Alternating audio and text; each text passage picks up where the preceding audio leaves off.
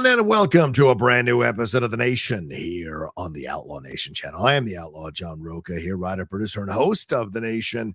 Excited to be diving in for the next 90 minutes to talk about these stories here live with you on the channel. We're talking about The Rock, The Rap's Umberto Gonzalez wrote a big old takedown of The Rock and some behind-the-scenes stuff. We're going to go through that whole article and read it and talk about it, break it down point by point. See how much of that we believe, how much of that we don't believe. You guys know I'm a massive fan of The Rock.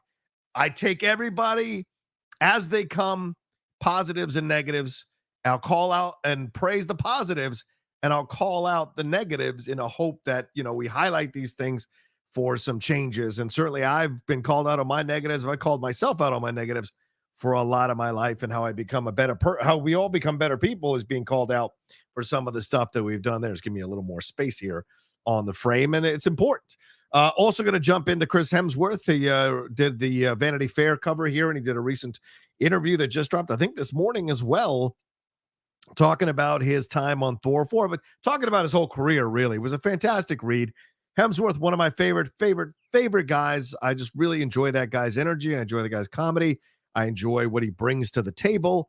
And so it's a lot of fun to read an article praising him. And it's a little weird to be like, I'm 25 and I'm done with acting. Like, for a lot of people, it's like this idea of finally making it at 25 seems insane, because most people take a long time to make it and hit the big time. But I guess if you've got big dreams for yourself, 25 can seem like a moment where you got to make a decision about your life and maybe quit. Unfortunately for us, he did not, and he went back to and he got the job as Thor and went from there. So we're going to talk a little bit about some of the comments. Not going to read the whole article, obviously, because that's really for the Rap's article on The Rock that we're going to spend a lot of time on. But we are going to touch on that.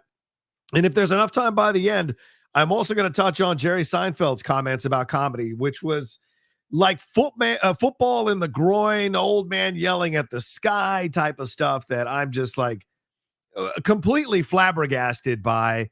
And I don't get it. Like, I really don't get this whole old entertainer getting mad at the woke left and kind of nonsense when we've had so much politically incorrect programming over the last few years into this year as we wrapped up Curb Your Enthusiasm. But there is so much that is out there that clearly an out of touch 69-year-old, almost 70-year-old shouldn't have his opinion taken that seriously, or that credibly, rather, I should say, because I do think his opinion should be taken seriously, because the man carries weight. He's an entertainer juggernaut. So I think his opinion should be parsed out, dissected, analyzed, ridiculed, or praised, depending on what he's talking about and your feelings on it. But if there's enough time by the end, we'll talk about that. We'll bring up the video of Jerry saying what he said, so we can read the intention of his words and dissect it rather than just reading it off a page. So I just want to make sure that's clear. And before we jump in, I just want to remind you all to please subscribe to the channel down below. If you haven't subscribed already, hit that subscribe button, hit that bell button. We're talking about all kinds of things here on the Outlaw Nation. When I get a bug up my ass, it's time to do a live episode of The Nation.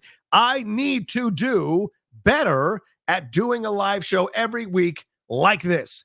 In the heyday of the Outlaw Nation, when we first started, I committed to a show every week, and it was really great. And I think with all the stuff I've got going on, I've kind of lost that touch with everyone else, with the nation, as it's grown, and it is growing. We're picking up 500 to 1,000 new subscribers every month, which is great. And yes, we're not growing at the rates that other channels grow, and it's because I don't put as much time into the channel as I should, because I'm also doing 4 other things that are bringing me revenue into my life. So I have to be careful about how I parse out my time. But I love the Outlaw Nation. I love going live and talking to you all on the Outlaw Nation. I love hearing from you all on the Outlaw Nation. So I clearly need to do better about being better in touch with you all as well. And another element of that is the Patreon. For those of you who don't know, I have a Patreon, patreon.com/John Rocha says, and it's, I think it's John Rocha, actually. John Rocha says at the YouTube. Yeah, John Rocha. And we've gotten back into the rhythm of doing our hangouts. We got another hangout today at 5 p.m. PT, and I've really enjoyed getting back in touch with the patrons and having fun and hearing their conversations while we talk. So, it's just my life's been pulled in so many different directions and so much is going on that I'm trying to still find time for those things that I love to do and enjoy doing. And certainly being a part of the Patreon and talking to my patrons is a blast. So if you haven't joined it, or you've been on the fence about it, or maybe you were, and then you were up, you were kind of upset that I wasn't spending enough time on it. I am back on it for the last few months now. And every week trying to do a hangout. We missed the hangout last week because last week was just insane busy, but I'm doing 2 hangouts this week so that we can make up for last week. So if you haven't joined the Patreon, please do so. A lot of stuff coming down your way for that as well. So I just wanted to touch base with all of that. Subscribe, hit the like button, and join the Patreon if you like. Go and check it out and see if you want to support all we do here on the Outlaw Nation channel, including all the great shows like the Hot Mic, Geek Buddies, Jedi Way. We got a new episode of Jedi Way coming out later this week. The Geek Buddies are hanging out at Disney on Thursday. The 3 of us, we are going to be at Disney. It's been like years since I've been to Disney, and I'm finally going to go to the Star Wars land there, California Adventure. Finally going to go to the Avengers campus. Finally going to do all those things because I'm not really a park person, and neither is my my significant other, the Lady Outlaw. So we don't feel the inclination to necessarily go, and I probably could have gone on my own to kind of cover it for the channel, but going with the Geek Buddies, that's going to be a lot of fun. The 3 of us kind of touching base again, hanging out for a whole day. It's going to be shenanigans for sure. I'm sure we'll post pictures. Maybe we'll post videos, but that's going to be on Thursday. So there'll be no Geek Buddies episode on Thursday, but it'll be on Friday. And there'll be no Hot Mic episode on Thursday either. That's going to be on Friday. So just look for all of that happening later on this week. And if you want, my 2 trailer reactions dropped today. Kingdom of the Planet of the Apes trailer reaction earlier today. And then yesterday, my Mufasa trailer reaction as well. So Mufasa. So all that's happening there here on the channel. Anything else? Yeah, I think that's everything for now. So let's not waste any more time. You guys have tuned in for us to have this conversation on The Rock. And let's bring him up here. Do I have his pretty face up here? Where is he? There he is. Look at this pretty man. Look at this good-looking gentleman. I am, as I've said, a massive fan of The Rock. I was very lucky to interview him twice in my life. I interviewed him for the first time, I think it was for the Baywatch junket, which I think Collider sent me on because maybe people sensed they didn't want, maybe sensed that the film wasn't good, and so they wanted to send me, who was still kind of junior in terms of my experience over there, to go and cover it. Plus, Christian wanted some footage for the Schmodown, and so I went and interviewed The Rock, and it was great. And remember, he did the promo against Riley and Dan Murrell for me, which was a lot of fun. And I will say this, I had to wait 2 hours. The junket was delayed by 2 hours. And that's important because what we're going to get into in the article here from The Wrap talks about The Rock's legendary record of being tardy to things. And we're going to read this article, break it down, go piece by piece through the article, and pull out the things we think are true, things that are speculative, things that feel like they might not be true, things like that. So we're going to break this thing down. Look, Umberto is a legendary entertainment reporter. So in no way, if I have any criticisms about the article, am I criticizing Umberto himself personally? One of the first Latinos to kick down the door on the side of entertainment journalism. Yes. Is he the worst Schmodown competitor ever? Yes, but that's for another day because the man clearly had bigger fish to fry than to try to be part of the Schmodown, which I totally respect. But he doesn't always get it right. He gets it right a lot of time, but he doesn't always get it right. And he's always been very courteous to me and kind to me whenever I've seen him or met him. So in no way is this, am I going to put this as an attack on Umberto? It's more like a breakdown of this article and see what stood out to me and what I found a little bit, maybe not 100% believable, but we'll get to that as we break this thing down. But let's do it now. Oh yeah. And the second time I interviewed him was for Jumanji, The Rock. And that was a blast. That was so nervous to interview him a second time because it was with Jack Black and Kevin Hart.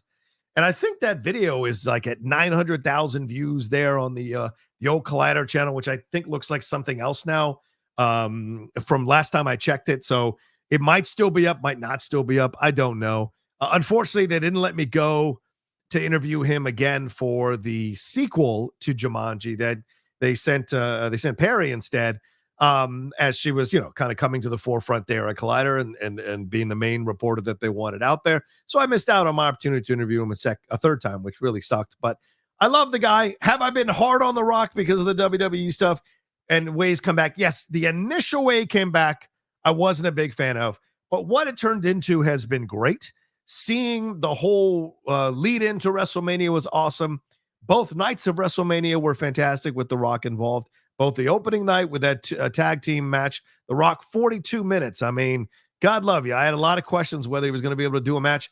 42 minutes. And then the next night coming in and having all of that happen with Cena and The Undertaker, which was incredible. And clearly the ratings have been going through the roof with The Rock involved. And a lot of people speculate he's going to take over the bloodline and maybe he's going to face Cody Rhodes at SummerSlam. We shall see. So my history with The Rock goes back years. And for those of you who follow me, it is called, my social media handle is at The Rocha Says, because of my love for The Rock.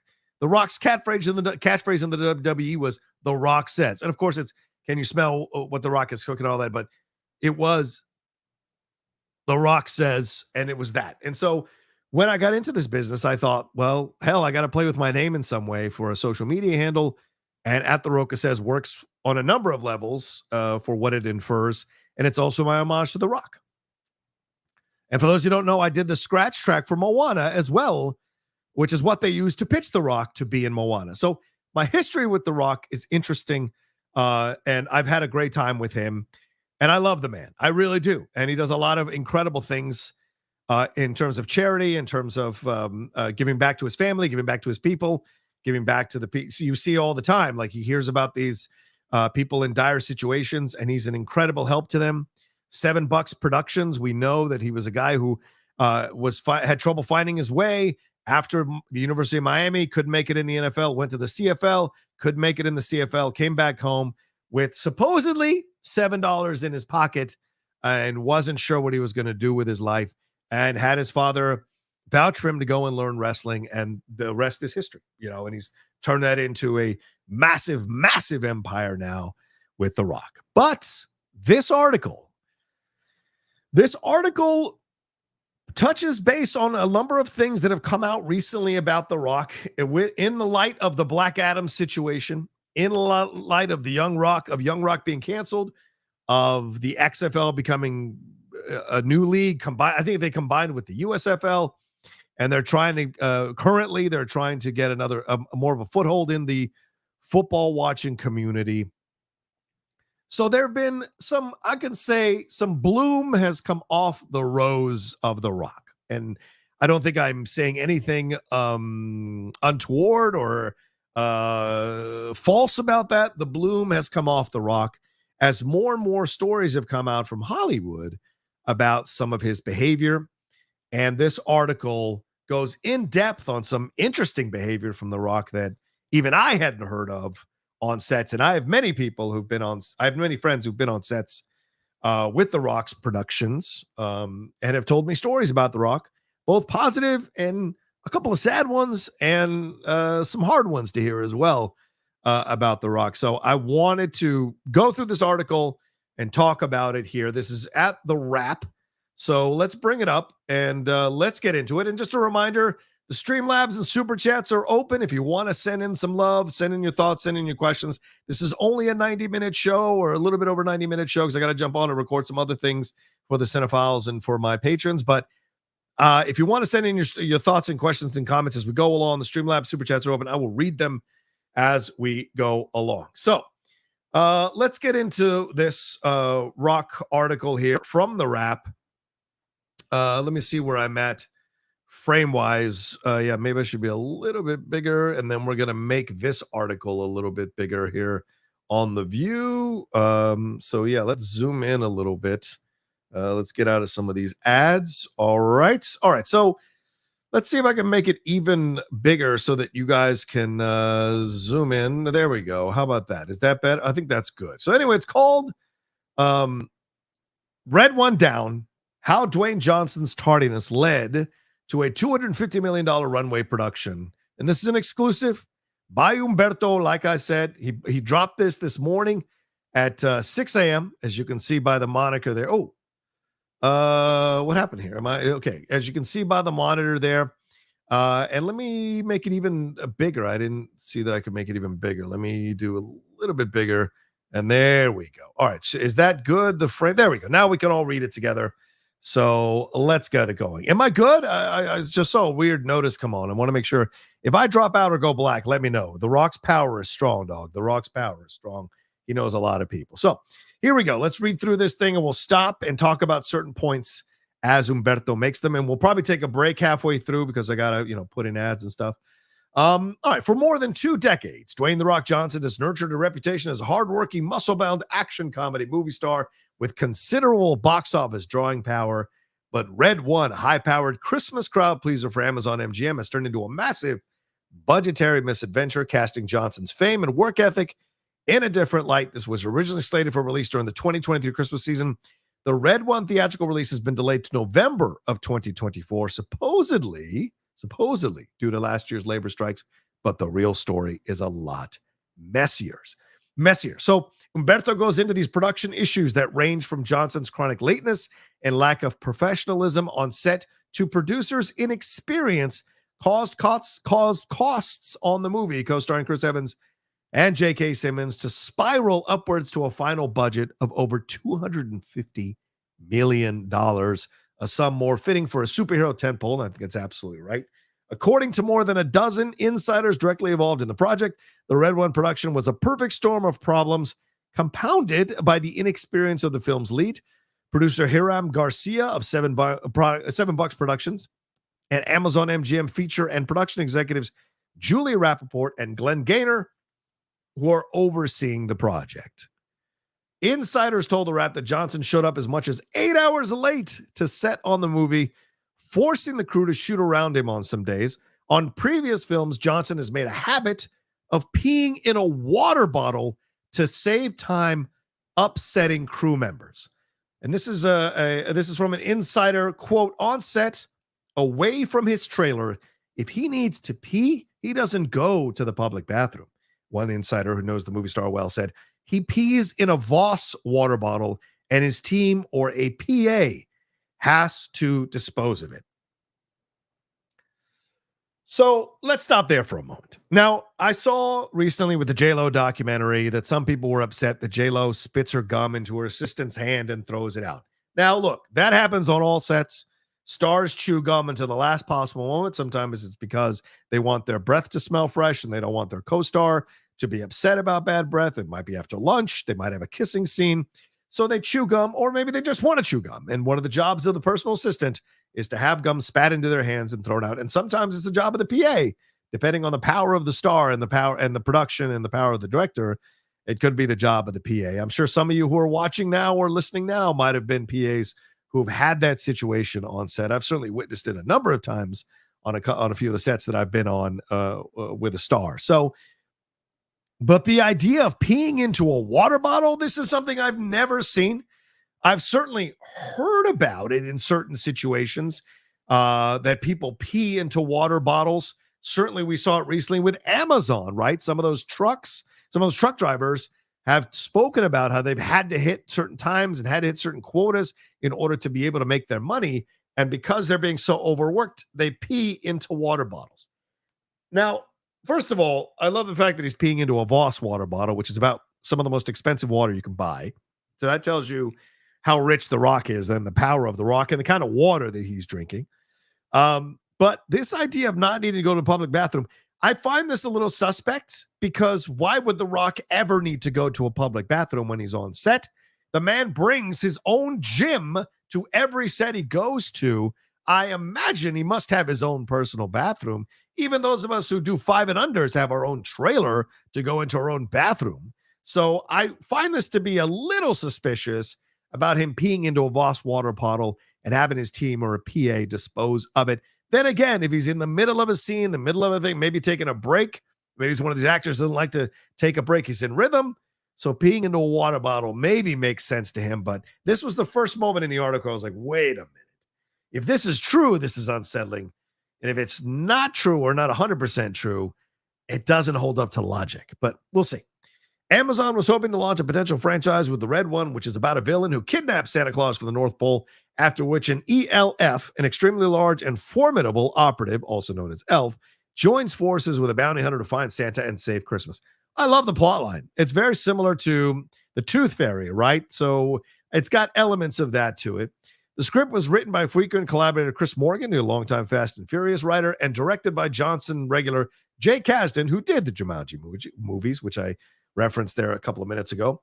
At its first ever CinemaCon this year. Now, here's where things start to take a little bit of a weird turn. The peeing in the bottle obviously is a little bit of a weird turn, but this is where it starts to be like, okay, what's going on here? At its first ever CinemaCon this year, Amazon MGM took the unusual step of premiering footage from the film to a small group of journalists handpicked by Johnson's publicist, Meredith O'Sullivan. I have never had the experience, I don't think, of meeting Meredith O'Sullivan, but the idea of handpicking journalists to watch your stuff is just, to me, unfaithful in its approach. The journalists were shown about 10 minutes of footage, but not allowed to write about what they saw. While it's common for studios to strategically reveal selected scenes, the complete media blackout surrounding the Red One footage suggests that Amazon is aware that it will have a rocky road to its delayed release. In a statement to the wrap, a spokesperson for Amazon MGM denied there were any onset issues with Red One or delays caused by Johnson's lateness or $7 inexperience, which caused the film budget to balloon. Here's what their spokesperson said. Dwayne Johnson and $7 have been incredible partners on Red One, a film that audience of all ages are going to love this holiday season. Our testing has been very strong. The reaction from CinemaCon speaks for itself. You mean the handpicked people you asked to watch this, right? And we couldn't have made it without Dwayne's constant work and support. Any reporting that implies that we got to this point with him showing up 7-8 hours late or to set is both ridiculous and false. Now, let's talk about the suspicious nature of a publicist selecting certain people to show footage to. I think this is the thing that Jeff was not invited to at CinemaCon. And I find this to be a symptom or a problem that is happening now in Hollywood. Studios and publicists now are handpicking who can go see what, right? I'm lucky living in San Diego. I'm not in LA. In San Diego, I get invited to just about everything and I get to go, regardless of what my opinions are on movies or my opinions are about a certain star or what I've said on the hot mic or any other shows that I do, like Geek Buddies, what have you. I'm always invited to go to these things. In LA, it's a whole nother animal. If you work for a big publication, it's a whole other animal. And so to have a publicist who is hand-picking people that they know are going to be favorable to The Rock, and of course, that's not stated in this, but it's certainly implied when they handpick certain people. Warner Brothers has a track record, a very long track record of only picking certain people to come see their early DC movies when they knew they were shitting the bed with a lot of those DC movies. They handpicked certain people to come and watch those movies who are always overly positive about those DC movies. So it stands to reason that The Rock, after the stumble of Black Adam, or the real, stumble and fall down of Black Adam, and Rampage and Skyscraper, a little bit San Andreas, it would stand to reason that they're worried about the status of The Rock on the Hollywood side of things. Like, can The Rock still bring people in? Certainly Hobbs and Shaw did good money, but it didn't do what the main Fast and Furious movies do necessarily. And that's because it's a spinoff, but also because maybe, there's not as much audience moving over to a Rock-led Fast and Furious movie as they would be to a main Fast and Furious movie led by Vin Diesel. So The Rock's been taking some hits, and he flew a little close to the sun like Icarus, and we are seeing the melted wings as he crashes to Earth on the Hollywood side of things, right? Not on the wrestling side of things, which we'll get to.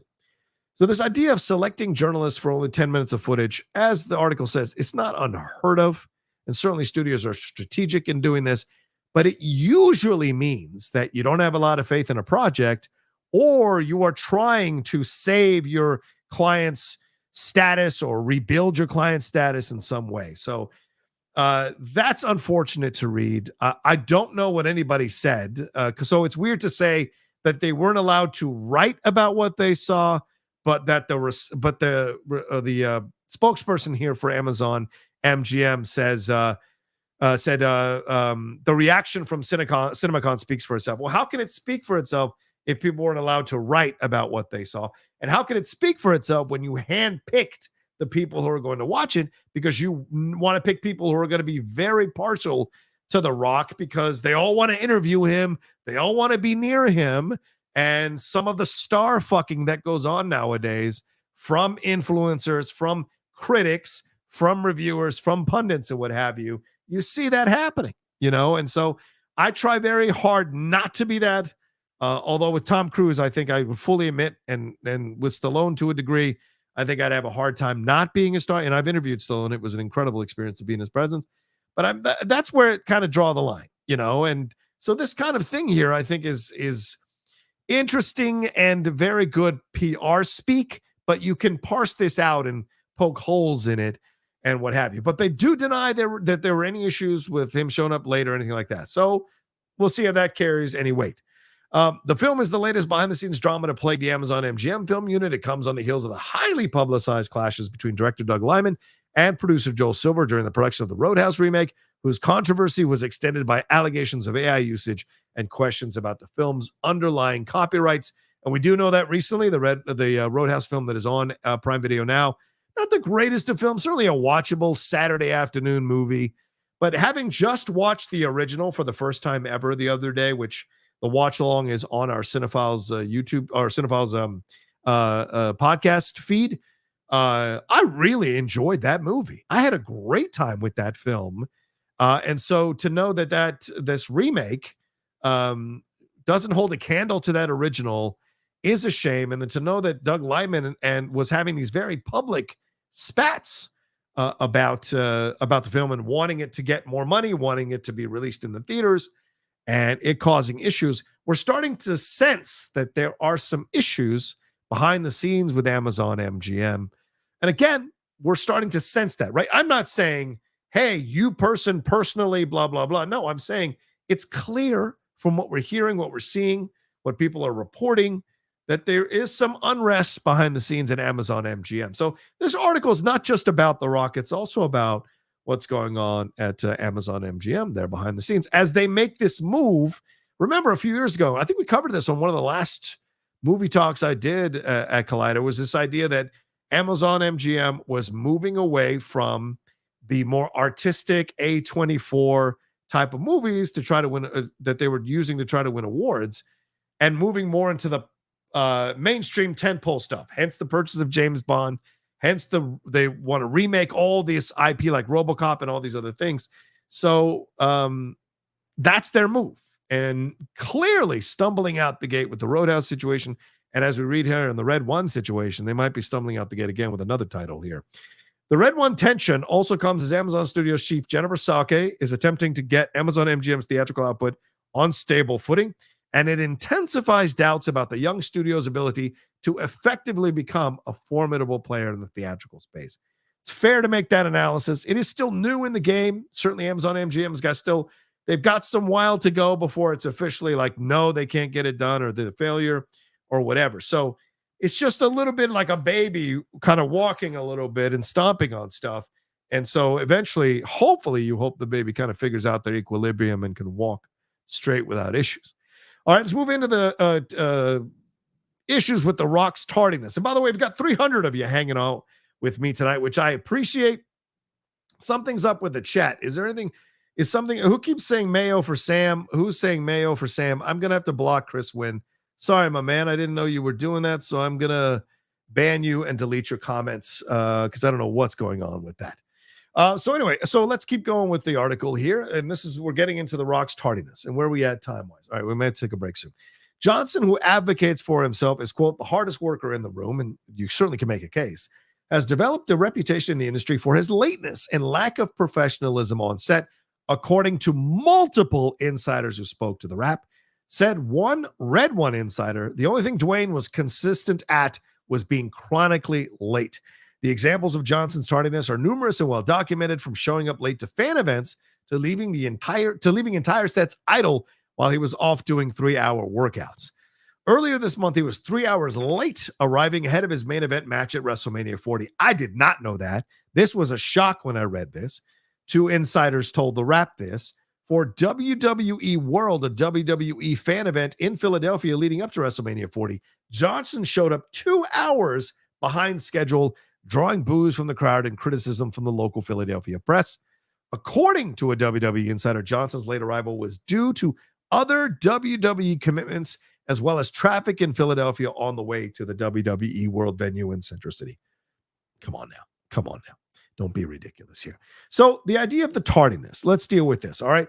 And we're going to get into examples here that get highlighted in the article as well. Let me take a drink here. Of all the things in this article I was not surprised by, the tardiness was the one that surprised me the least. And then, as I said, having done 2 junkets with The Rock already and having spoken to people when I was on both of those junkets who have done numerous junkets with The Rock over the last few years, it is a very well-known secret amongst people in the junket world that The Rock is late for a number of things and events and what have you, including junkets. I waited 2 hours for him for the Baywatch situation. Like, the junket itself was 2 hours behind. I mean, I certainly went longer than 2 hours waiting for him to show. But the thing is, when The Rock shows up, and this is where I'm going to be even-handed in the approach to this article. When The Rock shows up, he is willing to do anything, and he is willing to give you whatever you want for the 5 to 10, 30 minutes, hour that you get with him. So, although the wait can be annoying, of course, you're still waiting to talk to The Rock, so it's still awesome that you're waiting to talk to The Rock. What he gives you once you get in the room is an incredible amount of kind energy, and he gives of himself. So, although it may be frustrating that he's late to these things, my experience with him is that he is up for anything, which is why he was willing to do the promo for me against Dan and Riley, which was a lot of fun. You guys can watch that somewhere on YouTube. And then when we did the Jumanji one, him being the judge of Kevin Hart and Jack Black doing a promo off to promote Jumanji, he was more than willing to do that. And he remembered me because of the belt I had on my shoulder. And so it was great. So in that way, Johnson, when you actually get the time with Dwayne Johnson, he's very kind and giving. The other side of it is you're going to have to wait for that time with Dwayne Johnson. Now, I didn't know that he's making people wait because he's got 3-hour workouts, but it kind of stands to reason, doesn't it? If you even remotely if you follow him even remotely or occasionally check out on his social media, he is always posting from one of his gyms that he's working out in. And I've heard that he has a gym that is mobile and the gym goes with him. And it ain't no, room. It is massive. Emily Blunt has spoken about it and others who have worked with The Rock.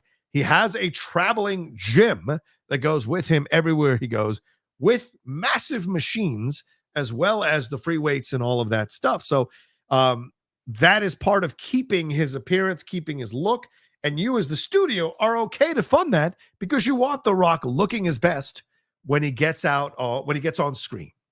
And maybe the tardiness is a little, kind of what you have to pay with in order to get The Rock's best performances on screen.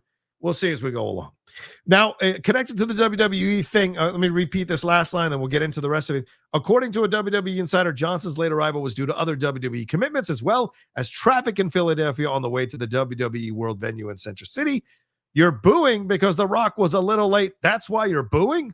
The Rock was watching YouTube, watching Eagles quarterback Jalen Hurts lose in the playoffs again. Now, this is a heel covering in his character for his real life person being late and trying to cover it with the heel talk. And he said, you boo because it's the truth. Now The Rock has shown up. You got greatness in front of you. Stand there, shut your mouth, and enjoy the ride that The Rock is taking you on.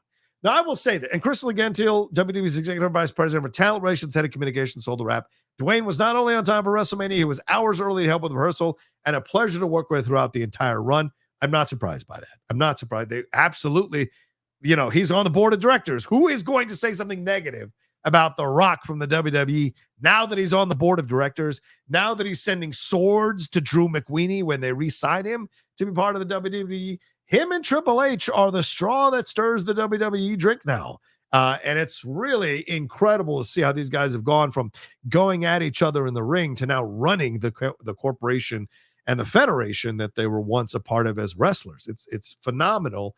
But yeah, you talk about The Rock showing up, greatness in front of you, stand there.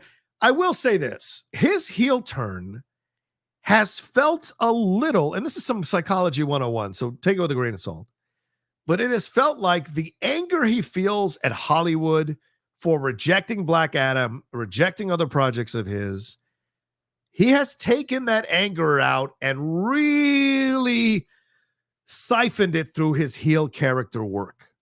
And when he's going at the audience, I would not be surprised if there's a piece of Dwayne that looks at that audience as the audience that didn't go see Black Adam, that criticized Black Adam. And so playing the heel to that audience is in some ways gratifying for him, and him getting to work out some of this anger towards toward the audience members. Now, again, I'm no therapist, I'm no psychologist or psychiatrist or whatever, but I know people. I've lived long enough to know people, and I've usually deciphered people really well, and sometimes they've hated me for it.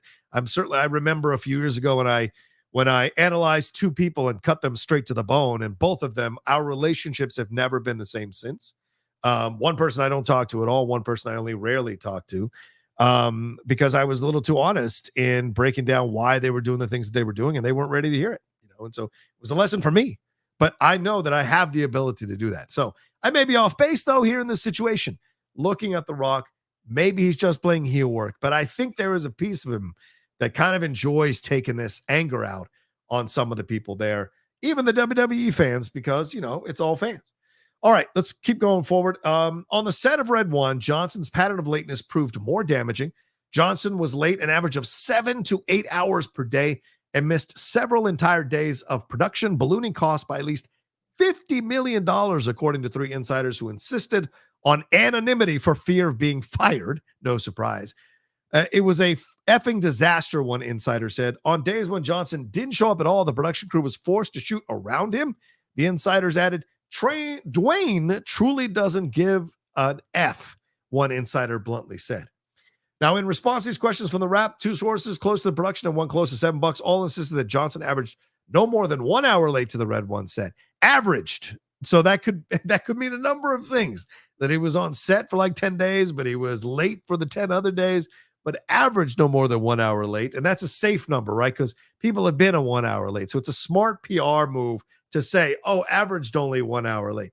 But I know from my experience, the man can be multiple hours late to something. So it would not surprise me that he was late by hours and hours and hours. And there's a little bit of, like, you have to come out and say what's going on, right? Or else it reads like hubris, that you don't care about other people's time because you are the star and you can show up when you feel like it. I'm not the biggest fan of that attitude. Now, have there been a couple of moments where I've been like, I don't know what I'm doing here? When it's been my turn to kind of, quote unquote, be the star. Like when I faced Ethan Irwin in the Schmodown, I remember I went to Schmodown Spectacular and I was in that room for 5 hours before the match. And I should have never done that. I showed up so I could do the interview, and then I just stayed there instead of going back home, which was 45 minutes away. I should have just declined the interview, stayed at home, then showed up and played the match. So those things, like, you go, I get it. I get wanting to wait till the last minute, but I don't get making people wait. That's the thing that I think where we get a problem, right? And I think it reads, and as a military man, to me, seeing that, it does speak a little bit to hubris. Then again, you have to look at it the other way. The Rock has like 700 irons in the fire. So he is going to be busy all the time with all the stuff that he's doing. So is the cost of business, is this factored in when you hire The Rock to be in a movie, that he is going to be hours late? Because as the article says earlier, he's got a well-known reputation for being on set, being late to set multiple hours on days. So yeah, is this the cost of business? One source close to Amazon MGM said the budget never veered far from the figure Amazon greenlit the movie at, which is $250 million, which is insane for a Christmas movie. $250 million is fucking mind-blowing for a Christmas movie. It is completely normal for there to be budget fluctuations within 15% of the target, which is exactly what we experienced. Production start dates on Red One were postponed twice due to Johnson's commitments to the Young Rock series, the XFL's relaunch, and the extensive Black Adam press tour, which he hoped would position him as a major player in the DC Comics Warner Brothers universe. It did not. After shooting for a week in August, production on Red One resumed in November of 2022. Johnson's tardiness has been an issue for a number of years. They rent a location. This is according to a former PA a producer who visited the set of HBO's Ballers. This person told the Wrap that they rent a location they can shoot as much as they can of other actors while they wait for him to decide if he's coming to set. To decide if he's coming to set. That's a terrible characterization for someone. A former PA on the show corroborated this and said, quote, he was regularly 3 to 4 hours late to set, keeping 100 plus crew members waiting for no reason. And according to a third insider in March of 2017, Johnson was 6 hours late to the Ballers set. That is shot. That's a lot of hours to be late on a TV show set, right? You're shooting more days than you're shooting a movie on a TV show, especially a multiple episode TV show. So that's a lot. On the set of 2018's Rampage, Johnson was late an average of 4 to 5 hours daily, with one co-star keeping records of his tardiness. According to insiders, Dwayne's call times are never, ever published on the call sheet, one of the insiders added. It's because one of the actors on Rampage was keeping a log of how late DJ was to set every day. A spokesperson for Johnson did not respond to a request for comment late Monday about Rampage and Baller. So let's look at Rampage. Who would be a co-star at the level to maybe monitor his lateness? Naomi Harris is in this movie. Malin Ackerman is in this movie. Jeffrey Dean Morgan is in this movie. Joe Manganiello is in this movie. Marley Shelton is in this movie. Jack Quaid is in this movie. Will Yoon Lee is in this movie. So there's a number of suspects, maybe PJ Byrne that you could consider, or Jake, but my bet would be Naomi Harris. Naomi Harris doesn't suffer fools. And I know for a fact that woman is built of iron.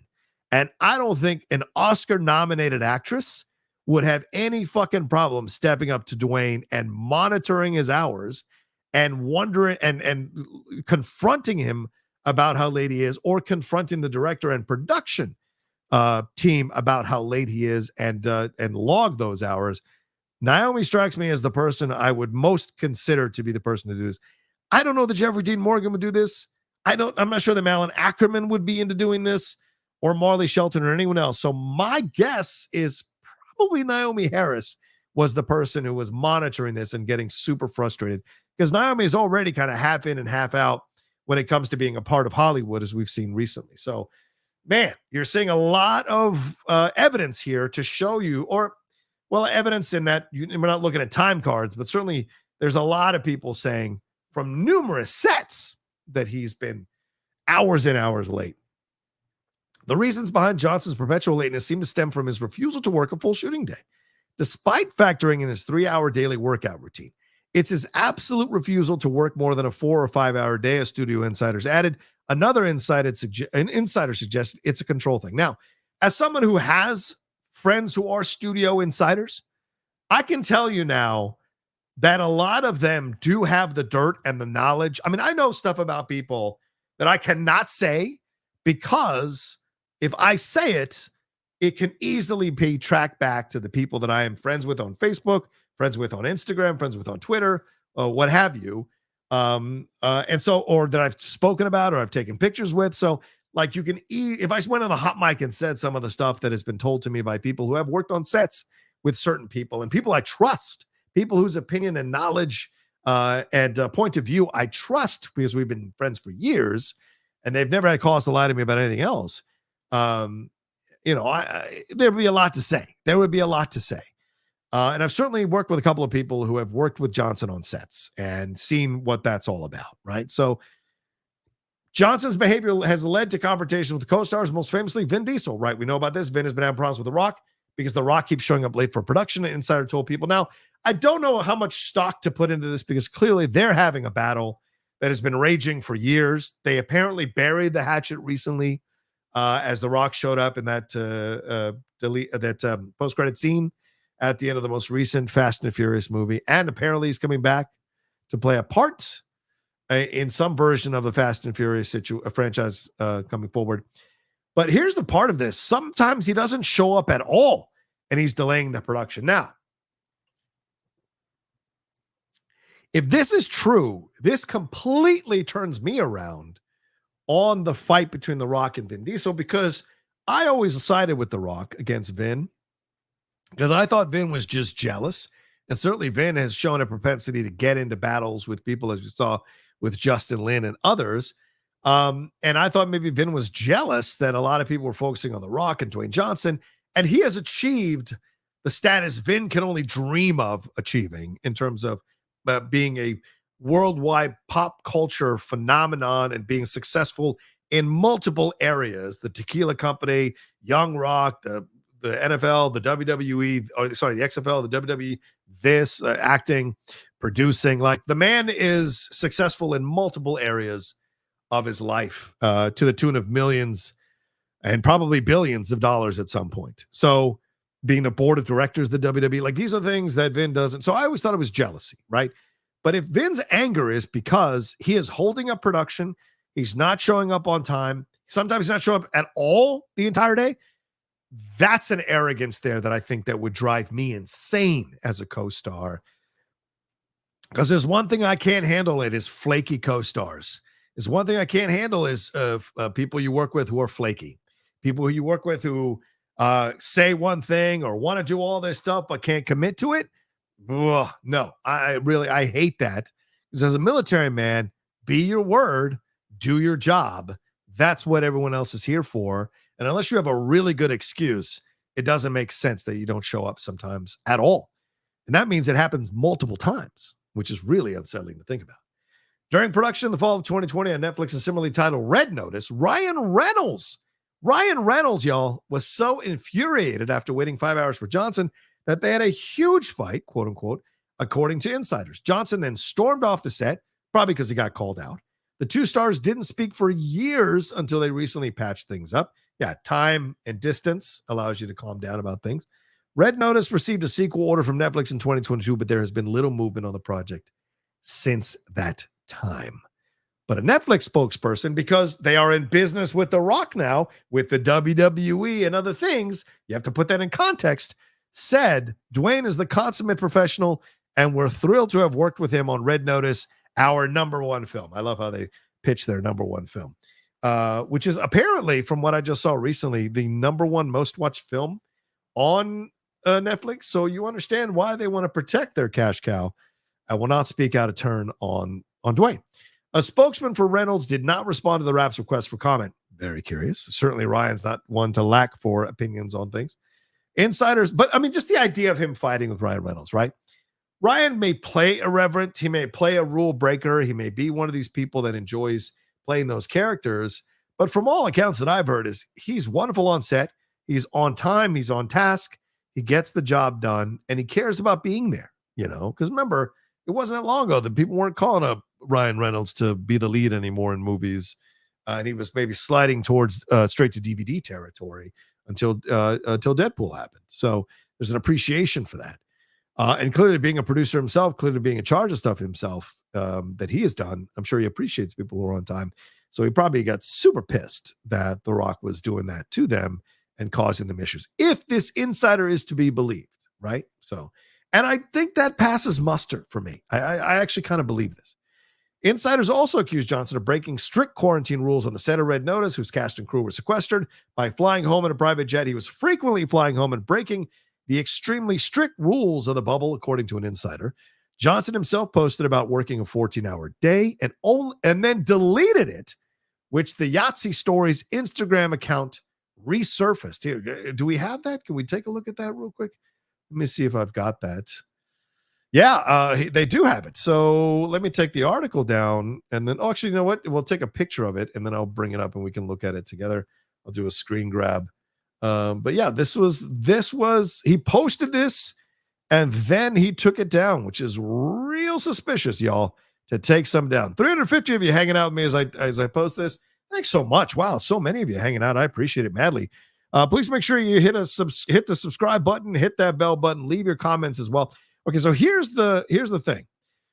From The Rock, a monster day of work, long hours, but extremely productive. Thank you to our phenomenal production crew for, quote, bringing it for 14 hours straight. That's a Rock catchphrase. Covered a lot of business. Red Notice, Terramana, XFL. Been waiting for this day for a very, very long time. My insane schedule is now behind me. Nothing but my taillights. I need a well-earned drink. At Terramana, get those ready. Of course, pitching his tequila. Never missing an opportunity to promote anything he's working on, my man. The Rock is a consummate promoter of his stuff.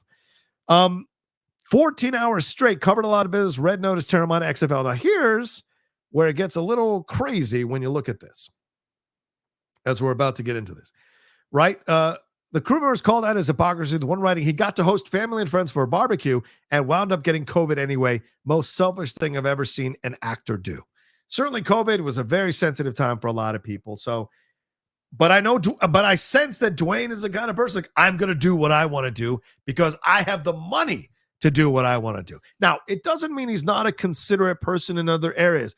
It doesn't mean that he's not a person who doesn't care about his people, care about his family, care about his friends, care about his workmates in other areas. But we know those people who are really cool in a lot of areas, but in one particular area, they're like, no one's going to tell me what to do. I'm going to do it, right? And so you have to kind of balance that and take the picture of the person as a whole. And I think this is where we get into a little bit of a situation with The Rock here, because an individual close to production denied that Johnson broke quarantine rules. Nothing he did was in violation of COVID protocols. The individual said crew members working on Johnson Productions tend to make their guild minimums to qualify for health insurance. One crew member on Ballers who spoke to the Wrap said, quote, because of a 14 plus hour day on location where he did not come out of his trailer to come to set until after 3 p.m. on a 7 a.m. call, I qualified for health insurance. So in a way, The Rock is helping people in an indirect way qualify for health insurance. So I guess that's a good thing in the long run. Some positive came out of this waiting around and the hours late and what have you. But the COVID thing is a shame because he did end up getting COVID, even though he said he was like adhering to the rules and what have you. So just such a shame. Let's move on to personal pee bottles. Here we go. Beyond his disregard for the shooting schedule, Johnson upset crew members with his odd personal demands. The Voss urine bottle first made its appearance in a 2017 Instagram story. Do we have that Instagram story here for 2017? Oh, he's showing it. Or let's see if I can get a picture of this thing. Is it behind him or something like that? But he is delivering. It's The Rock doing a video. And it is, he's talking about update our new highly anticipated project, USDNA Under Armour collection. By the way, I have 4 of those shirts that I bought, The Rock Under Armour stuff. Again, I am a fan of The Rock, but I'm also a truth teller. But apparently you could see the piss bottle behind him there. And someone commented recently and put the final Voss bottle instead of the final boss, which I think is hilarious. But yeah, there it is. Let's take a look at it. Now I'm going to bring it up. I did not know, because that looks like Gatorade, but let's take a look at this picture here. And you guys be the judge. Is this piss? Is this not piss? What is that bottle there? That looks like urine to me. So yeah, maybe he's in the middle of workouts and he just pees. He doesn't want to waste time walking to a bathroom and he just pees right there in the bottle. So that looks to me like pee or piss or whatever you want to say. I'm no scientist and I don't work at a lab or anything, but that looks suspiciously like pee or like piss, whatever you want to say there. So I'm going to, I love you guys reacting. Oh, that looks like pee. Yes, it does. Yes, it does. All right, so let's keep going with the rest of this here because I'm running out of time. I've got another maybe 30 to 45 minutes on this. And was later expanded upon a magazine story, taking the shape of Johnson's judo anecdotes, macho posturing mixed with his "don't I work so hard" folksiness. He says, I usually stay pretty hydrated. I need to go to the bathroom a lot. Not a lot, but probably a couple of times during every workout. I have to go to the bathroom, so I'll break out the bottle. So he fully admitted that he pees into the bottle during the workouts, which is kind of weird. So, but I mean, a Rock, I'm not a person of The Rock's size. I can't even imagine being a person of The Rock's size. So are there different bathroom habits, urinary habits that he has because he has to drink so much water to hydrate a body of his size. And we've all been there when we have to pee really quickly and we just can't make it to the bathroom, or we might not make it to the bathroom. What do? You know what I'm saying? Those situations. I bet a lot of you watching have pissed in forests, bushes, seas, pools, sinks, showers. I'll put money on it that most of you watching have done that in your life because you couldn't get to a bathroom on time. So it's fascinating to hear that this is just a standard operating procedure for The Rock. I did not know this. A crew member on the Yahtzee Stories post called out Johnson in 2021 for his Voss pee bottle. Never mind what you expect the PAs to clean up after you. What is it you put in your empty water bottle? So calling him out that PAs have to get rid of this pee. Now, I get that being a PA is a tough job and it's how you earn your bones and get to a position of power in the industry. But getting rid of people's piss, like at some point, you can't talk about what does he talk about? Ohana and family and Moana and all this stuff and talk about it. But yet on sets, you're treating people in this way and having them take care of your piss. Like there's a certain level of elitism that enters into the mix when you talk about that stuff. And I know the right loves to call the left elite, but really the elite live on the right. They really do. A lot of elite people live on the right and think they can act certain ways and other people have to pick up their slack. And I think nothing screams elite like you get to act however you want, but fuck if other people have to kind of pick up after you. And I think that's ridiculous. The Wrap did not speak to any insiders who said this occurred on Red One, so maybe it was a P-list set. And two people close to the production denied to the Wrap that Johnson had never asked a production assistant or other member of his team to dispose of a bottle of his urine on set. He would never ask another person to dispose of something like that, one of these individuals said. So we've got two conflicting reports here, right? Because you've got people connected to The Rock who say, no way, he would never do that. But you've got a Yahtzee production crew member possibly risking future employment by calling out The Rock and saying PAs have had to get rid of his piss. So yeah, it's up to you to decide who you want to believe. Insiders also accused Johnson of using some of the Red Notice movie budget for his personal production company. Now, here's where that picture comes into play here that I posted just a second ago, or just a couple of minutes ago here. This picture covered a lot of business, Red Notice, Terramana, XFL, right? So if we continue the article, insiders also accused Johnson of using some of the Red Notice movie budget for his personal production company. According to two insiders, the team from Johnson's $7 Productions tacked on an entire XFL promotional shoot that added 2 days after the Red Notice marketing shoot. An insider added that the marketing shoot for Red Notice was probably footing the bill for him to shoot promo material for XFL and Terramana. As I said, we just saw, he said long day of work, and he listed all three of those things next to each other. So was he taking advantage of the fact that there was already a production set and just used the time and had the production company, film production company pay for the time that the production crew was on set and then used them to shoot stuff for Terramana XFL to, in essence, save himself some money? A second insider confirmed the report and added this would happen all the time, and he would tack on these shoots and have the production company that was hired by the studio stay late, shoot it, and deliver footage. So in essence, he is having the studio fit the bill. So again, there is a hubris here. There is an arrogance here that bubbles to the surface with Dwayne Johnson. And like there are, as I said, you got to take him as a whole. There are plenty of stories of Dwayne's generosity, charitability, his time that he gives to all these charities and causes, and it's incredible, right? He is so spread thin as a human being. But if the way you're getting around being spread thin is violating these rules and using this money that other people are paying for without their permission, which is what this seems to imply, to shoot these things, then there is a bit of hubris there. Or maybe you think that because you are the star, you can do these things and fuck the studio.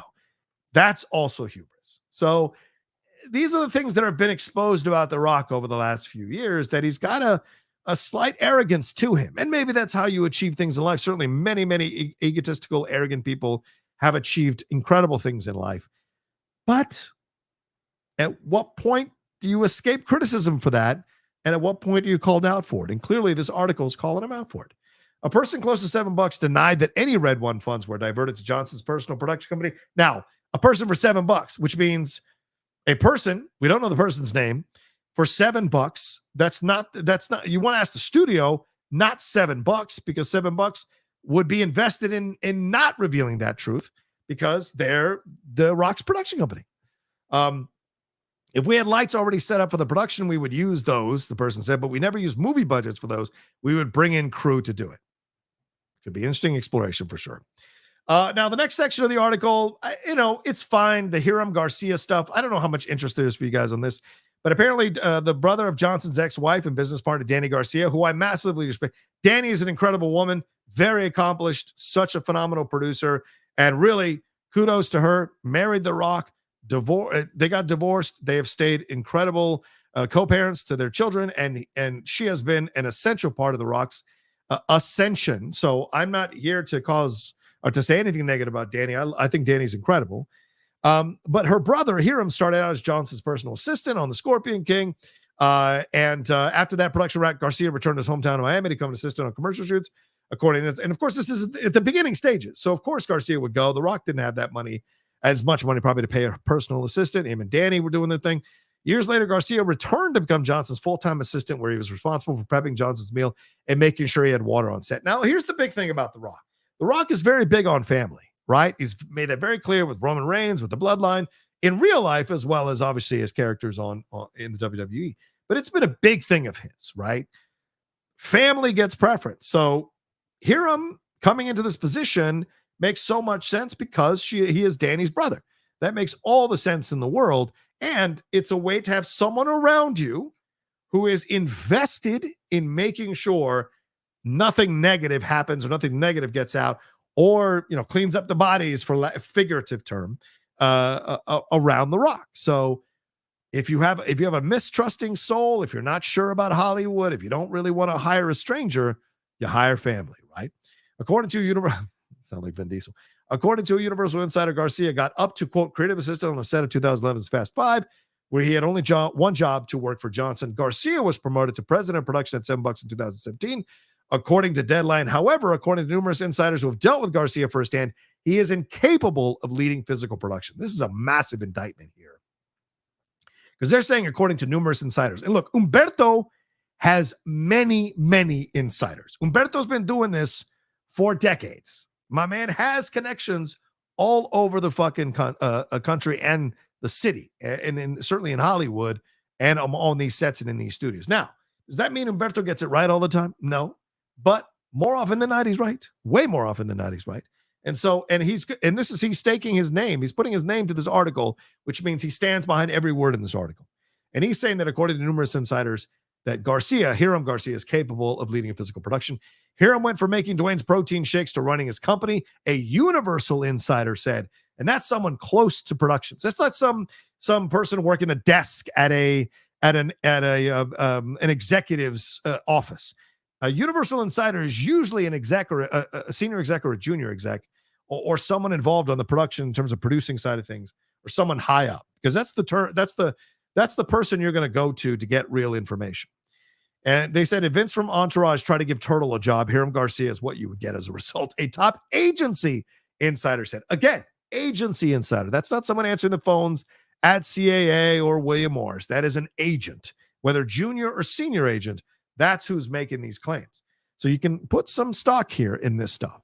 Despite working side by side and frequently shadowing seasoned producers for years on large-scale studio productions, Hiram still had no idea on how to produce, the top agency insider said. The only thing he's ever known is how to work for Dwayne, and anytime he's been in a situation where his responsibilities have expanded beyond DJ, he has crumbled.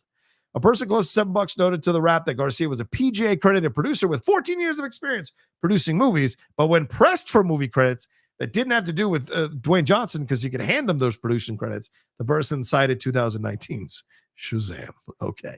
And Amazon MGM Studios spokesperson said Hiram Garcia, who conceived the original dive for this film, is an incredibly talented, diligent, and responsive producer who brought a wealth of experience to our production. One insider said Garcia rarely ever knows the schedule on his own projects, instead relying entirely on his assistant or other producers to keep track of filming schedules. A second insider added he should have picked up on how to keep track of a schedule and budget, but I haven't seen him take any interest in doing that. So yeah, maybe this hubris rolls downhill, right? I don't have to pay attention to it. I'll get an agent or I'll depend on other people because I'm taking care of The Rock. No one's going to fuck with me because if you fuck with me, you fuck with The Rock. And so people aren't going to want to do that. They're not going to want to call me out or call me to task because that means I can skew things badly for you with The Rock. Matters all came to a head in 2022 when Johnson and Danny Garcia met with Warner Brothers. Here we go. With Warner Brothers Discovery CEO David. You know what? I'm going to take a quick break because we're well over an hour. I meant to take a break at half an hour. I'm going to take a quick break and we're going to jump into the DC stuff and finish wrapping this article. I might not get to Hemsworth by the end of this episode. We don't know. This article's already been going on pretty long, and I've been talking for an hour and 5 minutes, for God's sakes. But 365 of you are joining me live right now. Thank you very much. I appreciate it madly. Make sure you hit a like. Make sure you subscribe right now. I'm marching towards 50,000 subscribers. Also, let me know, is this the kind of content you want to see from me? Is this the kind of stuff you want to see from the Outlaw Nation? I'd love to hear it. So let me know. Let's take a quick break. We're right back right after this.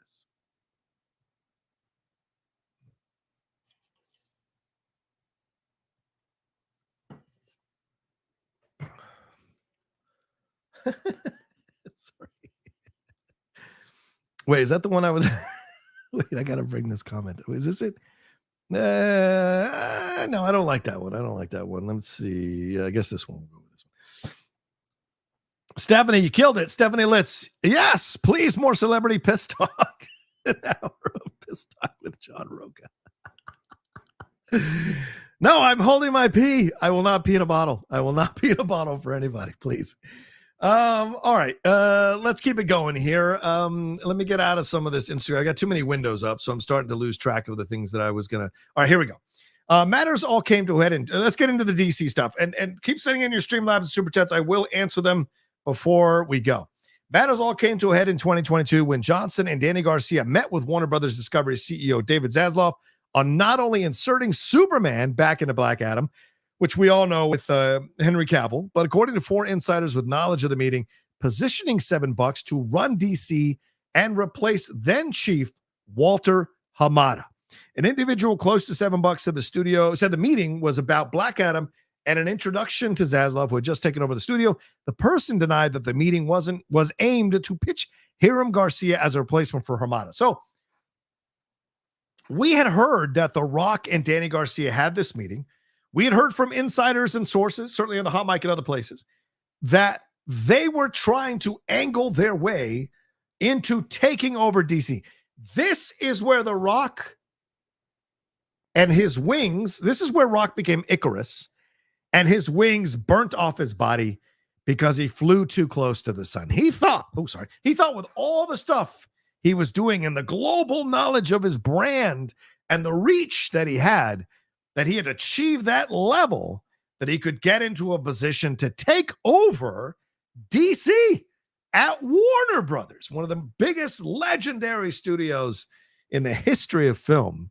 He thought he had enough cachet and enough pull to make that move. Now, they can deny all they want, but a lot of people, insider people, have already speculated about this, or have spoken about this rather, and said that this absolutely happened. The fact that he was trying to angle Hiram Garcia into that position, which is what that's the first time I've heard of that. And that makes me super scared because in an alternate timeline, this succeeds. And Hiram Garcia is in control. And what you see The Rock now doing with the WWE as one of the board of directors, he would have done with the DC universe. He would have absolutely made everything revolve around Black Adam and everything come back to Black Adam. And in some insane way, would have made Black Adam the most important character in the DC universe over Superman, Batman, Wonder Woman, Green Lantern, Martian Manhunter, whoever you want to fucking throw out there. He absolutely was using this opportunity to angle into this position. And to be fair, WB was on the ropes. So he took advantage of the moment, tried to do a rock bottom on WB and get the pin so he could get the belt of being in charge through Hiram Garcia of DC and Warner Brothers. Look, I can't fault the man for reaching for the stars. What do we all listen to is these self-help people or these books that tell us to have big dreams and reach for the stars. and all of that. So although you can say it is The Rock's hubris that allowed him to do this, you could argue that that's how The Rock has succeeded in numerous areas of his life, is by not having limits on what he wants to accomplish. And the reason he is beloved by so many people is because, more often than not, he has overcome the odds to accomplish these things. So although it may look like arrogance or hubris and a guy who's clearly didn't understand his status or his station in the firmament of things, on the other side of it, I don't think you can fault him for taking a chance because of how unstable DC and Warner Brothers was. Hiram Garcia initially conceived the story for Red One, which was ultimately scripted by Morgan. With DC in the rear view, Garcia's singular focus became Red. Oh, sorry. Garcia wasn't hired to run the unit, and Johnson and $7 were evicted from DC shortly after the hiring of James Gunn and Peter Safran to run the division. Evicted. Woof. Additionally, former Superman actor Henry Cavill fired Danny Garcia as his manager as a result. Now, I've heard that he fired his manager before this meeting, fired Danny before this meeting for other reasons.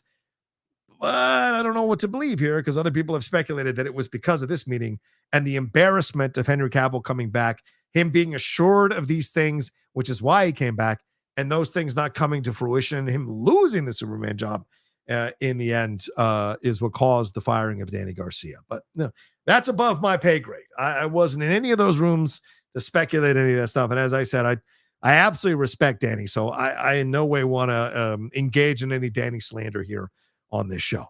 Hiram Garcia initially conceived the story for Red One, which was ultimately scripted by Morgan. With DC in the rear view, Garcia's singular focus became Red One. Amazon MGM was caught off guard, and it was clear that Garcia was to be the film's lead producer, according to insiders. Wow. So according to Garcia's critics, he was hired because he wouldn't, quote, ruffle any feathers with Johnson. Again, it's the idea of making sure that Dwayne is okay so that we can do the things we need to do and take advantage of Dwayne and and maybe that's how Dwayne Johnson sees it, really, is that, look, you guys are going to make all this money off my name, off me being in your movie. So yeah, I might be late to some of these sets. I might not even show up. And I'm going to make you foot the bill for some of these production shoots and some of these things that have to do with my other brands, my other businesses, my other interests. I'm going to do that because you're making millions of dollars to keep your studio afloat off my ass. Now, that is not a leap in logic. That is not out of the realm of possibility. Because I know a lot of people who've been feeling this way lately, like, hey, if you're going to use my stuff, you're going to pay me for my stuff, or I'm going to get to do what the fuck I want because you're making money hand over fist off my stuff, off my name, off my brand. So, it's an interesting approach. Amazon's big swing now, but Garcia isn't the only one responsible for the Red One situation. For Amazon's film, here we go to Amazon. Amazon, I don't know if I want to get into any of this stuff with Amazon. I was really just focused on The Rock. Yeah, because this stuff gets into the production stuff, right? And I don't really want to get into the production stuff for Amazon MGM. If you guys want to get into that, and maybe Jeff and I will save that for the hot mic. You know what? Let's save that for the hot mic, talking about who we got, talking about Rappaport, talking about the people involved with this stuff, Glenn Gaynor, what have you. I think we should leave that alone. And Jeff and I think we'll talk about it when we get to the hot mic on Friday. Yeah, Courtney Valenti and other people involved here. So the article ends with The Rock's future. Johnson's last two would-be blockbusters, the non-IP action movie Skyscraper in 2018 and Black Adam last year, underperformed critically and commercially. Next up for Johnson is A24's The Smashing Machine, a biopic about UFC fighter Mark Kerr that will be directed by Ben Safdie. Johnson is set to star alongside his Jungle Cruise co-star Emily Blunt, who I love, and they're both fantastic, great chemistry. I'm a big fan of this collaboration again. However, one insider warned Benny has no clue what he's gotten himself into. The Smashing Machine is currently scheduled to shoot from May to August, but the same insider expressed skepticism that the production will proceed smoothly or stick to that schedule. But unlike Amazon MGM, A24 doesn't have $200 million to burn on an ego-driven runaway production. Could the indie darling finally be the one to rein him in? So, all right, so let's take that article down. Fascinating stuff for sure. We're done with the article. Sorry, Jeremy, we're done with the article. I'm sure you could have read it much quicker, Jeremy, but I have to stop and opine. That's why you're watching this. So this, at the end of the day, there's a lot of evidence here that you can point to that just fits the pattern lately that we've seen of people wanting to expose the hubris, the arrogance, the egotistical nature of The Rock, of Dwayne Johnson. And I would totally understand if people want to be upset about that. And I would totally understand if people want to vilify him. And I get it. But on the other side of things is, as I just said a couple of minutes ago, The Rock understands his worth. He understands his brand. He understands what his name means in the world. And is he taking advantage of it in certain situations? And is he rationalizing it to himself? Because all of us have been there, right? Where we're like going to work and we're 5 minutes late because fuck them. I don't want to be here. I hate this job. I hate my boss. He mistreats me. Take a little bit extra longer at lunch and complain and say that it was traffic, or say you got caught up, or the food came late because you don't want to go back to work or you don't want to do anything else. And then you feel this entitlement like, hey, they're lucky to have me. This place wouldn't function without me, right? All those things, I think a lot of us have experienced or had those moments when we work jobs we don't want to work, or when we've been in situations where we feel like we're being taken advantage of. So it may just be that The Rock feels that he is a person who has reeled up a brand, and because he's spent hours and hours and days and weeks and years building up this brand, he understands the value of it. And look, there are a lot of areas where he has been paid handsomely for his brand, for his business acumen, for his instincts, with the tequila brand, with the other area, the football league, with Young Rock, with other productions that he's been involved in, and with the WWE, certainly. When we see him now doing exactly what he wanted to do with WB and DC, he's now in charge of a big global brand, or partly in charge of a big global brand, and can do certain things and can sway the brand in one way or the other. So, I mean, he flew too high, too close to the sun with Warner Brothers. He went back down to where he's supposed to be, and that's at the WWE. Doesn't mean he won't eventually, at some point down the road, because life is long, life can be long sometimes, make another run at a studio. It's very, very, very possible. So who knows down the road if that's something The Rock wants to do. But on the other side, you can also see this as a man who is absolutely ego-driven, who is a danger, who owns sets, who costs productions money. But I think, like he said at the beginning of the article, it's a well-known secret. So any studio that willingly gets involved in a big budget production with The Rock must go in after this article with their eyes wide open and understand that it's very possible that he's going to take advantage of you financially, that he's not going to show up on set and cost you money, that he's not going to do certain things that you want him to do because he's going to do what he wants to do. And you've got to factor that into the cost of business. Do I think that's fair? Do I think that's right? No. But do I think that's the reality, which is a completely different thing from fair or right? Yes. And so here's what we have now a much fuller picture of The Rock. And look, you could even throw in the WWE stuff, because when he came back to the WWE, I will guarantee you nobody on his team thought he was going to get booed the way he got booed by the fans. And he got lustily booed by the fans, because the WWE fans, the WWE universe, does not suffer fools and does not suffer bullshit. And they don't care if your feelings are hurt, because they're telling you the truth about what they feel. And they turned it around. They adjusted.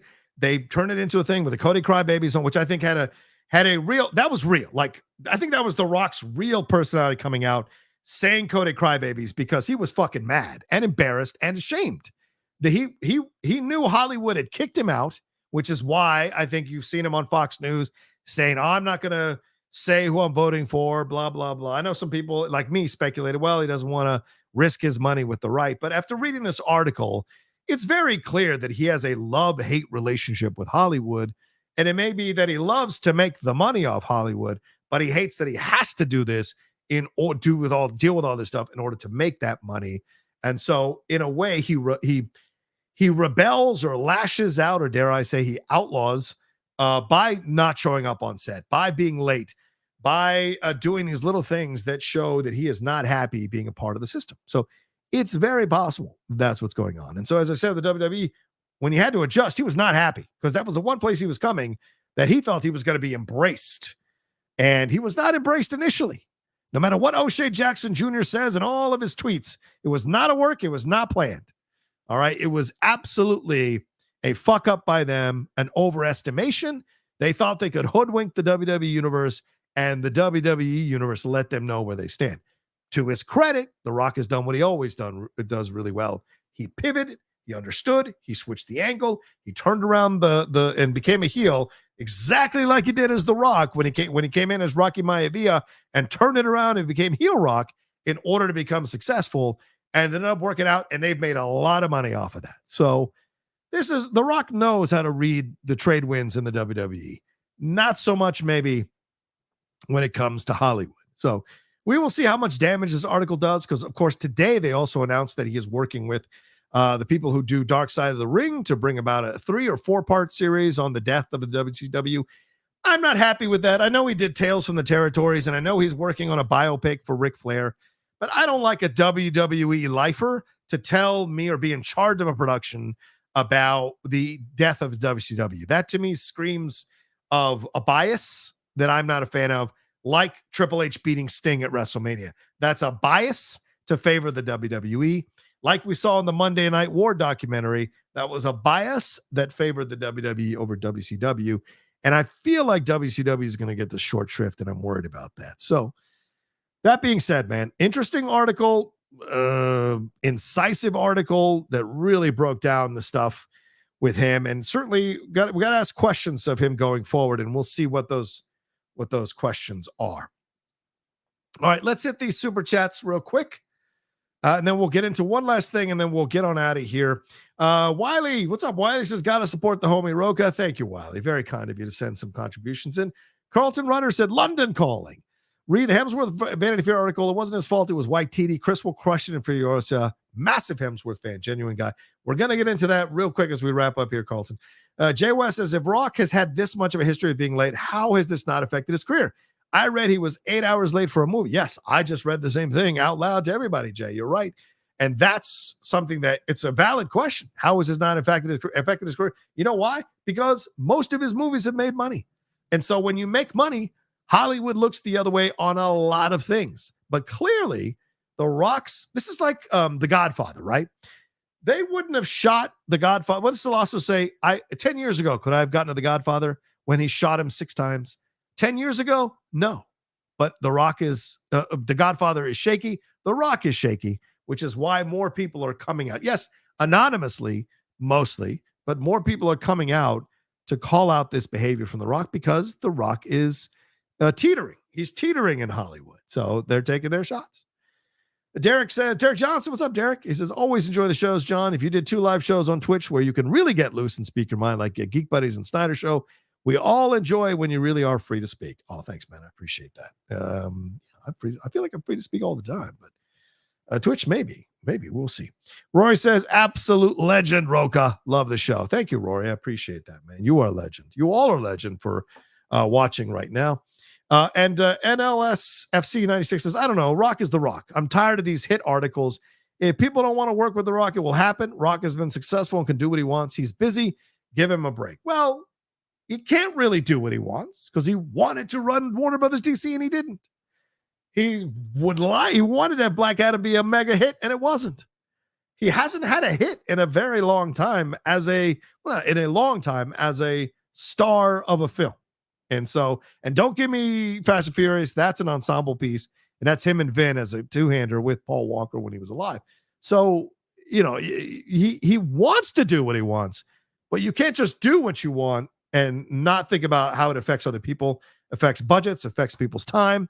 I mean, how many of these people had to stay on sets and work extra and miss their daughter or son's birthday parties, miss their fiance going into labor, miss their family member's birthday party or big event or retirement or whatever, or not be there with their friend to hang out and say goodbye to them because they're leaving the next day and leaving the city.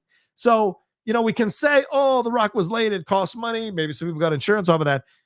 But if we could interview the people who were affected by it, I bet we would find a lot of people on production teams who have missed out on events in their families' lives or their friends' lives because they had to stay on set extra to shoot stuff for The Rock because The Rock was late.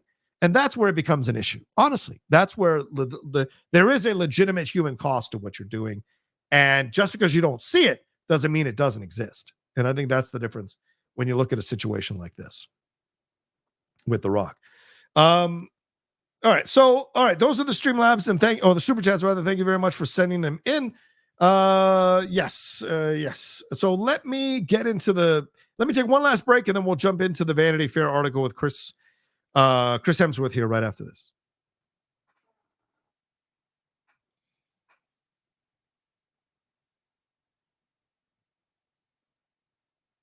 All right. Now, we're not going to read that whole article. It's just a couple of things that I wanted to highlight from the article that I think are important to hit on with him. All right. So Chris Hemsworth has Furiosa coming out very soon, but he talked about his career on Vanity Fair for this new article, the new cover article with him.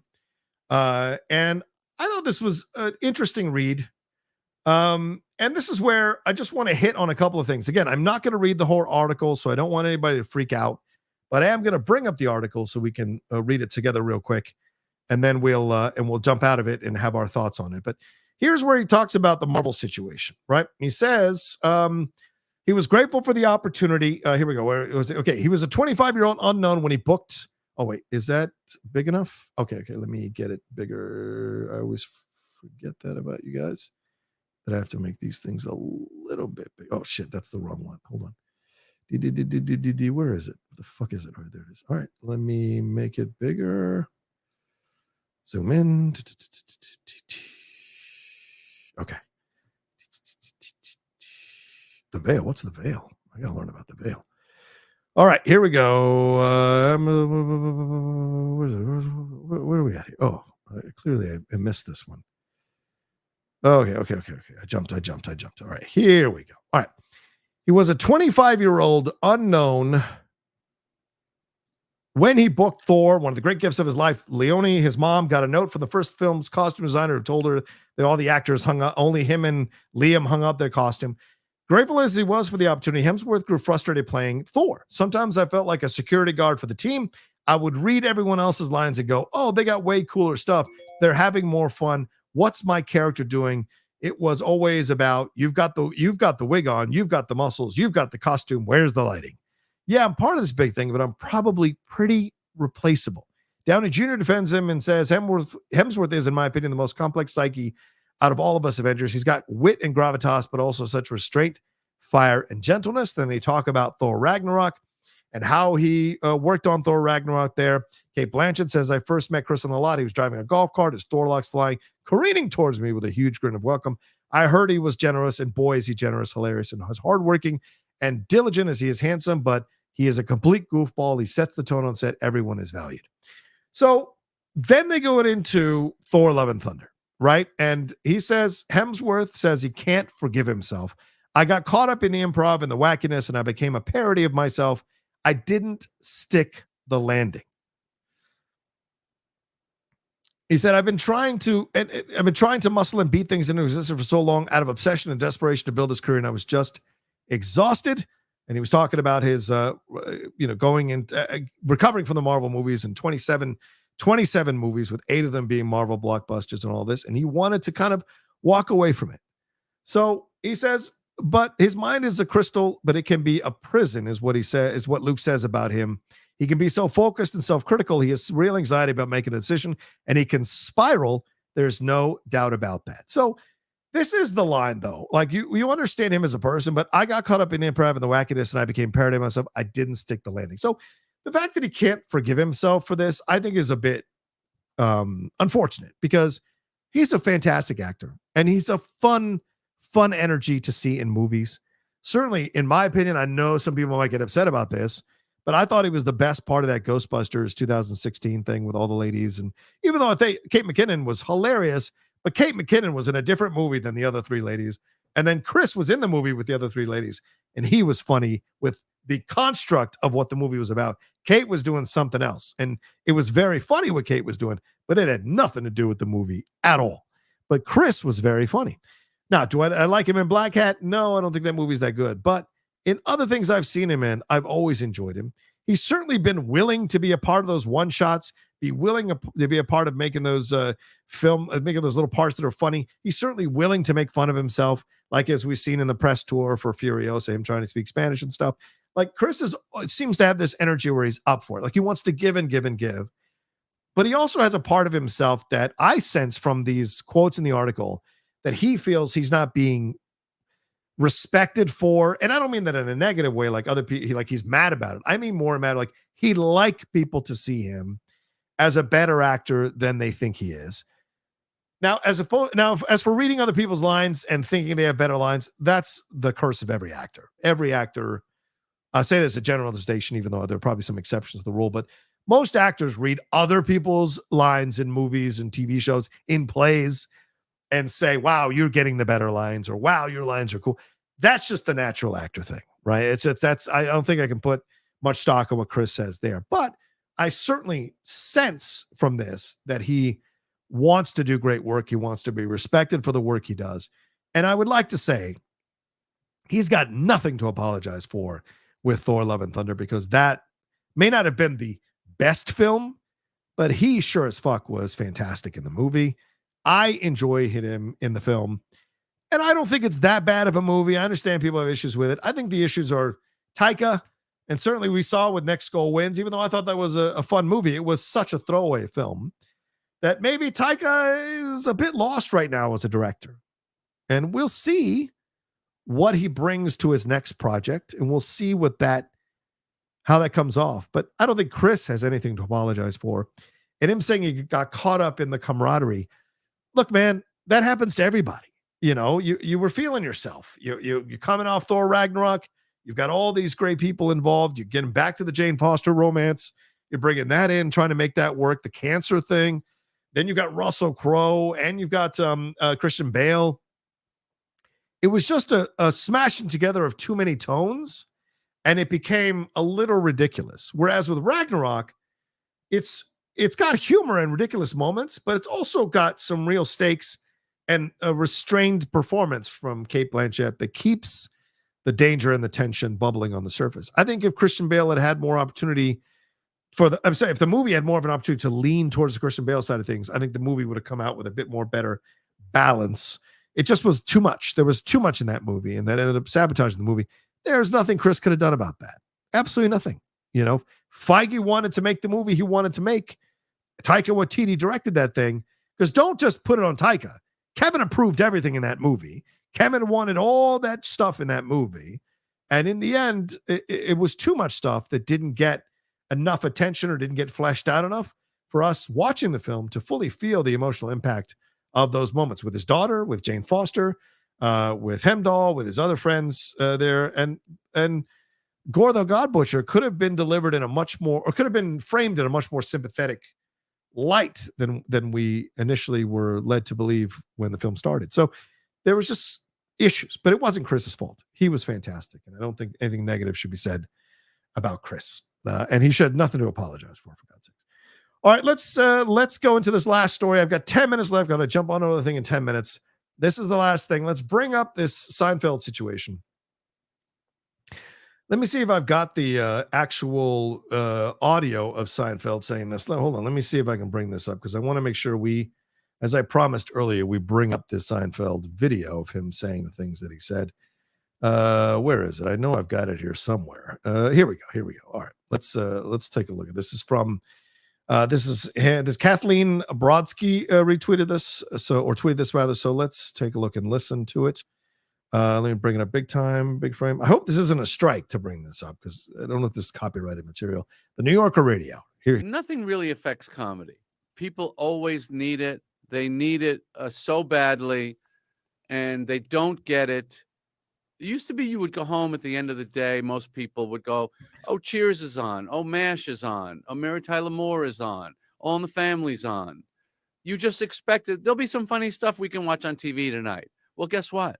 Where is it? This is the result of the extreme left and PC crap and people worrying so much about offending other people. Mm-hmm. When you write a script and it goes into 4 or 5 different hands, committees, groups. Here's our thought about this joke. Well, that's the end of your comedy. They move the gates like in skiing. Yeah. Culture, the gates are moving. Your job is to be agile and clever enough that wherever they put the gates, I'm going to make the gate.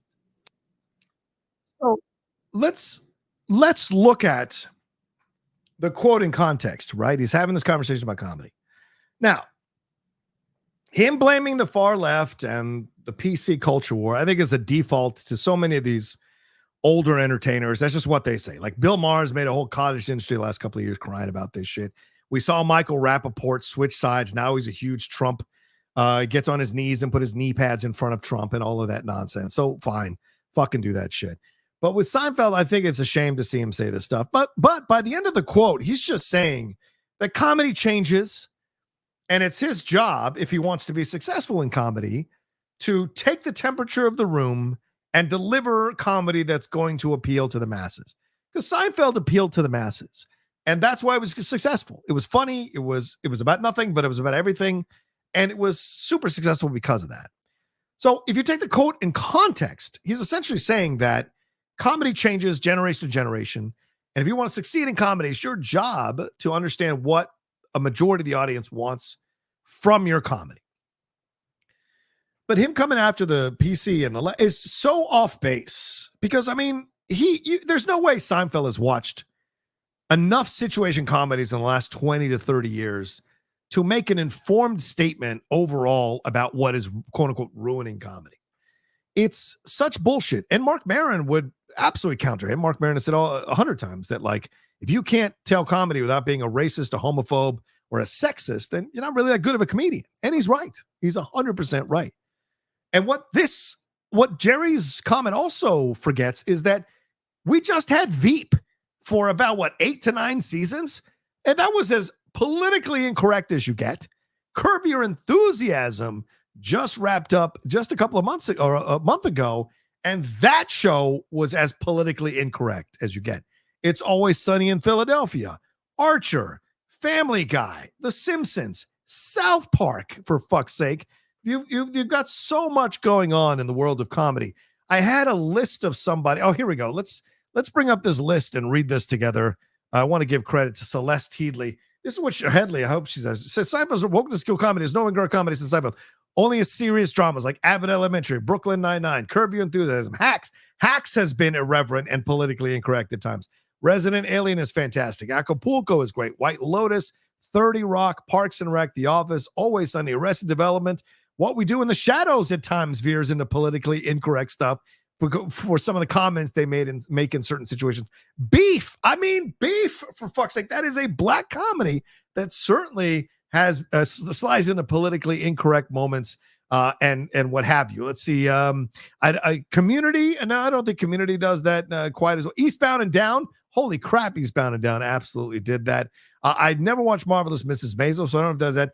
Dairy Girl certainly has moments where it veered into politically incorrect comedy, and certainly Jury Duty had moments where there was hints at politically incorrect comedy, like saying racist stuff or talking about certain gender politics or gender dynamics. That was all through there. The Righteous Gemstones, which is still on, that certainly veered or crossed over the line in ways for the politically incorrect comedy. Reno 911, as I mentioned, Archer, that's another one that you can throw into the mix as well. Kunk on Earth. If you haven't watched Kunk on Earth, that's a British comedian. She's fantastic in that show and absolutely calls out in politically incorrect ways.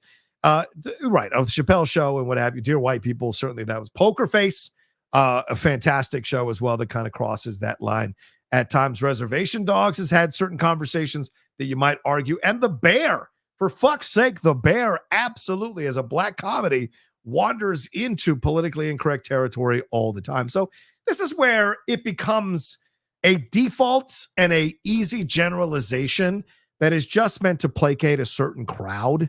And it is bullshit. It's utter bullshit. Funny is funny.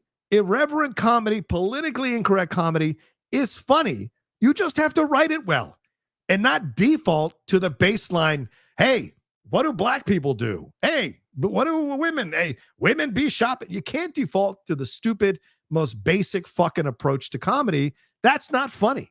You have to be inventive. You can be inventive and be politically incorrect and be successful.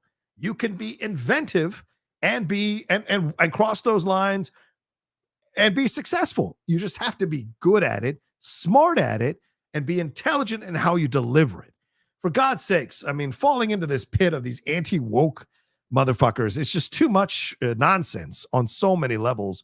Now, it doesn't mean that they don't have occasionally legitimacy to their point. I'm not saying that. But overall, most of them create this nonsense to just kind of make money off of it. But in reality, it's not anywhere near as bad as people think it is or have been pitched that it is. And to me, I liken it to that election interference nonsense. If enough people say it, well, then it must be true, right? And if they give me bullshit arguments to hold on to, then I'll believe those arguments because I'm already predisposed to believe this. And so it sucks that Seinfeld is throwing his hat in that ring because I think it's unnecessary. And the fact that Seinfeld is still being shown in syndication shows you that there's still an audience that likes politically incorrect shit, even though this is about 4 white people in New York, and rarely do they have people of color on the show or have strong female characters. It's not that they haven't had those, but they rarely do. I mean, Jackie Chan, even some people have come after that character, you know, in retrospect now, because it was a different time. As he said, the gates have changed. So you've got to make your comedy fit and go through the gates that are passing, or that are the comedy gates that are passing for comedy now. And so it's just a different time, you know, and I think this is where it becomes stupid to have to put any stock into that opinion, because there's just so much to counter that opinion and to ridicule that opinion and to expose that opinion.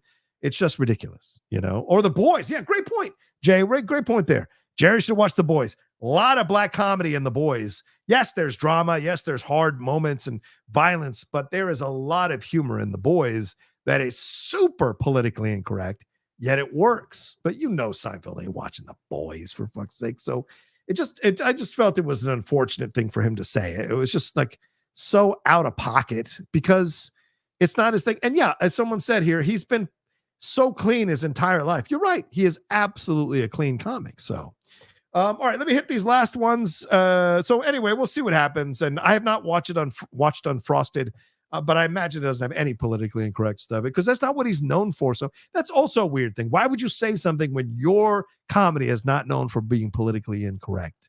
For God's sakes. All right, Derek Johnson says, free as in, let the cuss words flow. LOL, the real outlaw. Oh, yeah. Well, fair point. NLSFC says, also, he still gets movie deals even with his bad reputation. If this was the case, no studios would work with him. Still love Rock's work ethic. No, that's not true. That's not fucking true. He can have a bad reputation, but because he makes money, studios want to work with him. So that's not true, NLSFC. This is not a utopian society where only good people work and only good people get deals in Hollywood.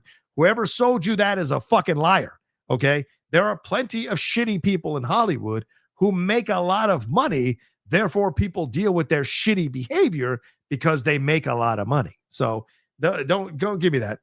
His bad reputation means nothing if people are still going to his films. The reason he is in trouble now is because people aren't going to his films anymore, and that's an issue.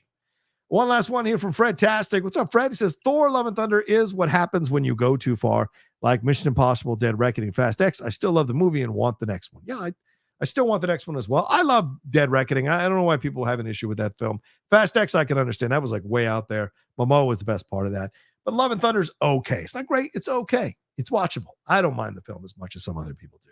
But great point. If you go too far, you got to rein it in. So, all right. Well, there you go. Let me wrap it up there because I got to go and record some other things going on in my world. I appreciate you all hanging out with me. Well over 350 of you for a majority of this, having me read the article. That means a lot that you all will be willing to listen to my dumbass read an article and break it down. So thank you so much for being a part of the Outlaw Nation and for taking the time.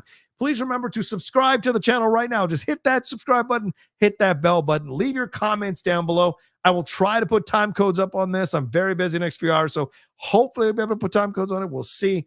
But if not, I still appreciate you all watching me when you can and leaving your comments down below. Hit a like on the video. Also, follow me on all my social media channels at The Rocha Says on Twitter, Instagram, and TikTok, and the Outlaw Nation on Twitch. Look for the Cinephiles later on this week. We're starting Winter Soldier, part 1 of Winter Soldier, and the Geek Buddies coming up later on this week, the Jedi Way, and the Hot Mic as well. All right, love you all madly. Take care of yourselves.